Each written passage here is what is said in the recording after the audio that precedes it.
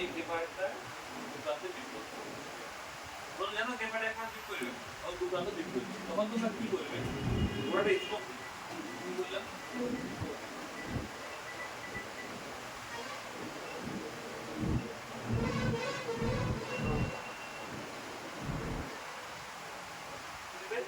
মারতে হবে,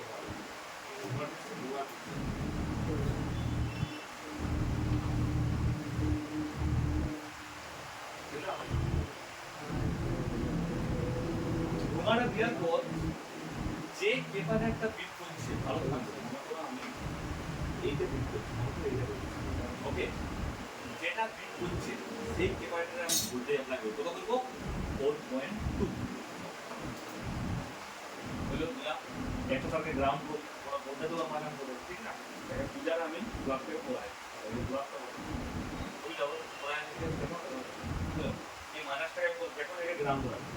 এবার মনে করো আমার এটাই করতে হয়, এখানে যখন শোনাবো অটোমেটিক যে ক্যাপাসিটির জন্য শর্টটা আছে সেই সময় কিও পুড়ে যাবে বা কালো হয়ে যাবে, কিন্তু এটা নর্মালটা ফুলছোটো পায়, কিন্তু ফুলছোটা আমরা ব্যাটারি কানেক্টেড চার্জ করি, কিন্তু সেকেন্ড সেকেন্ডে আমরা যে যে গরম আছে মানে যে শর্টে তাকে গাইড অ্যাপ্লাই করছি।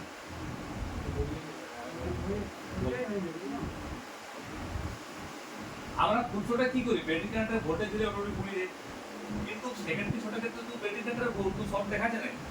যেখানে শর্টটা দেখাবে, মনে করো আমার এই ক্যাপাসিটরে আমার শর্টটা আছে, তখন আমি এই ক্যাপাসিটর ভোল্টেজ করবে